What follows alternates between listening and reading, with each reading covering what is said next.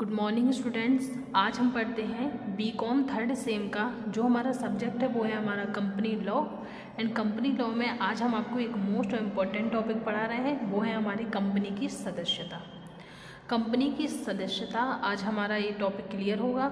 साथ ही आप लोगों को बता दें कि कंपनी लॉ में मैंने बहुत सारे टॉपिक्स इससे पहली वाली वीडियोस में कंप्लीट करा दिए हैं, तो आप लोग पिछली वीडियो जाकर देख सकती हैं जिससे आपका कोई भी टॉपिक मिस ना हो। आज की वीडियो में हम पढ़ेंगे कंपनी की सदस्यता और कंपनी के सदस्य कौन बन सकता है। तो सबसे पहले पढ़ेंगे कंपनी के सदस्य। देखिए, कंपनी का सदस्य कौन बन सकता है। सदस्य से आशय कंपनी के अंशधारी से होता है। अंशधारी कौन होता है? जो शेयर इशू करते हैं, शेयर होल्डर्स होते हैं, अंशों को धारण करते हैं, अंशधारी होते हैं। इस प्रकार कंपनी का सदस्य तथा कंपनी का अंशधारी समानार्थी माने जाते हैं। चाहे वो कंपनी का सदस्य हो या कंपनी का अंशधारी हो, समानार्थी मतलब समान माने जाते हैं और एक दूसरे के स्थान पर प्रयोग में लाए जाते हैं। किंतु यह विचार सत्य नहीं है, क्योंकि ऐसा भी हो सकता है कि जो कंपनी का सदस्य है वो अंशधारी नहीं है, या जो कंपनी का अंशधारी है वो कंपनी का सदस्य नहीं है। तो ये विचार हमारा गलत भी हो सकता है कि जो कंपनी के अंशधारी होते हैं वो कंपनी के सदस्य नहीं होते हैं, केवल अंशों को ही खरीदते हैं, है ना। किंतु ये विचार असत्य है, क्योंकि ये असंभव है कि कोई व्यक्ति किन्हीं अंशों को धारण होते हुए कंपनी का सदस्य ना हो, अथवा यह भी संभव है कि एक व्यक्ति कंपनी का सदस्य हो किंतु अंशधारी ना हो। जैसे एक व्यक्ति जो अंश अधिपत्र का धारक है तो वह कंपनी का अंशधारी तो है किंतु कंपनी का सदस्य नहीं है, क्योंकि अंश अधिपत्र का निर्गमन करते समय सदस्य का नाम सदस्य रजिस्टर में काट दिया जाता है। तो ऐसी बहुत सारी कंडीशन आती हैं कि जो व्यक्ति हमारा अंशों को खरीदने वाला होता है वो कंपनी का सदस्य नहीं होता है, और जो सदस्य होता है वो अंशों को नहीं खरीद पाता है। तो इसका सीधा सा मतलब है कि ऐसा कोई भी व्यक्ति जिसका नाम हमारे सीमा पार्षद नियम में या कंपनी का पंजीकृत होने से पहले कंपनी के रजिस्टर्ड में लिखा हुआ है, ऐसा कोई भी व्यक्ति हमारी कंपनी का सदस्य होता है। फिर पढ़ते हैं हम कंपनी के सदस्य कौन बन सकते हैं। तो सबसे पहला है हमारा अवयस्क माइनर।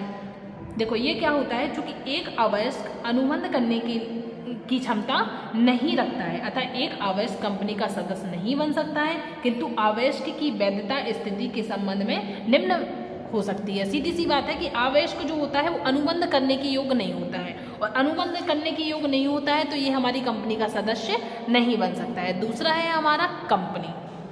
कंपनी क्या है? यदि किसी कंपनी के पार्षद सीमा नियम या अंतर्नियम में प्रावधान हो तो वह किसी दूसरी कंपनी के सदस्य बन सकती है, लेकिन एक कंपनी स्वयं अपनी सदस्य नहीं बन सकती, क्योंकि वह स्वयं अपने अंश नहीं खरीद सकती।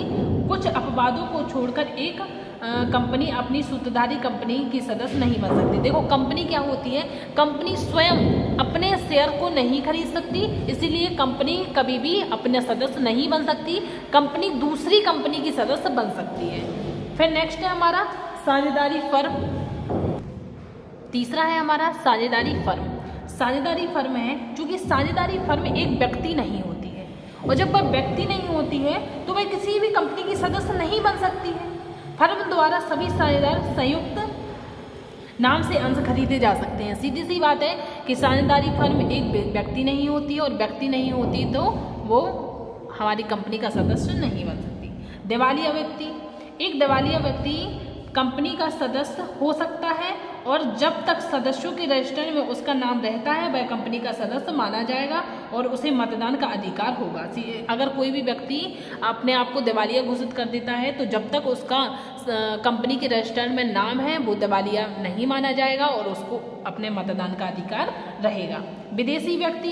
एक विदेशी व्यक्ति कंपनी का सदस्य बन सकता है, लेकिन विदेशी शत्रु बन जाने पर उसके अधिकार समाप्त हो जाते हैं। एक विदेशी कोई भी व्यक्ति हो वो हमारी कंपनी का सदस्य बन सकता है। संयुक्त हिंदू परिवार। एक संयुक्त हिंदू परिवार अपने कर्तव्यों के माध्यम से कंपनी के अंश खरीद कर कर्ता को सदस्य बना सकता है। संयुक्त हिंदू परिवार कर्ता कौन होता है? जो उनके घर में मतलब जो वर्क करने वाला होता है, जो बड़ा होता है ना, तो वो अपने उसको सदस्य बना सकता है। फिर नेक्स्ट है हमारा कृत्रिम व्यक्ति। कृत्रिम व्यक्ति। यदि कोई कृत्रिम नाम के अंश खरीदने के लिए आवेदन करता है और उसके नाम अंशों का आवंटन हो जाता है तो सदस्य के रूप में वह स्वयं उत्तरदायी होगा। फिर नेक्स्ट है हमारा संयुक्त अंशधारी। संयुक्त अंशधारी पब्लिक कंपनी की दशा में प्रत्येक अंशधारी सदस्य माना जाता है। जब 3-4 व्यक्ति संयुक्त रूप से अंश खरीदने का ठहराव करते हैं तब वह सदस्य नहीं माने जाते हैं। देखो सीधी सी बात है, पब्लिक कंपनी में की दशा में प्रत्येक अंशधारी सदस्य माना जाता है, लेकिन जब ऐसा होता है कि जब 3 या 4 संयुक्त मतलब एक साथ शेयर खरीदते हैं तो वो 3 और 4 हमारी कंपनी के सदस्य नहीं माने जाएंगे। एक बात और हम देख लेते हैं, कंपनी के सदस्य कौन बन सकते हैं? आवेश। आवेश के लिए अनुबंध का अधिकार नहीं होता है, वो सदस्य नहीं बन सकता है। कंपनी कभी भी अपने शेयर नहीं खरीद सकती, इसलिए वो सदस्य नहीं बन सकती है, दूसरी कंपनी की सदस्य बन सकती है। साझेदारी फर्म एक व्यक्ति नहीं होता है, इसलिए ये भी सदस्य नहीं बन सकता। दिवालिया व्यक्ति, जब तक उसका रजिस्टर में से नाम नहीं हटाया जाए तब तक वो हमारी कंपनी का सदस्य रहता है और उससे सारे अधिकार प्राप्त होते हैं। विदेशी व्यक्ति, विदेशी कोई भी व्यक्ति हो हमारी कंपनी का सदस्य बन सकता है। और संयुक्त हिंदू परिवार, संयुक्त हिंदू परिवार में अपने कर्ता को सदस्य बना सकता है। कृत्रिम व्यक्ति कोई भी हो वो हमारे जो भी कृत्रिम व्यक्ति हो वो अपने नाम से अंश खरीद के हमारे कंपनी का सदस्य बन सकता है। संयुक्त अंशधारी, ये अगर कोई लोग हमारा शेयर खरीदता है तो वो हमारा सदस्य बन सकता है कंपनी का, और अगर 3-4 लोग मिलकर शेयर को खरीदेंगे तो वो कंपनी के सदस्य नहीं बन सकते हैं। साथ ही आप लोगों को बता दें कि आप लोगों को जो day by day topics by topics videos बनाई जा रही हैं, आप लोग नोट्स तैयार करते जाएं, है ना, जिससे आपको परीक्षा के समय में किसी भी प्रकार की कोई दिक्कत नहीं आएगी। अब आप लोग ये नोट कर लीजिए, फिर आपको आगे बढ़ाते हैं। Thank you.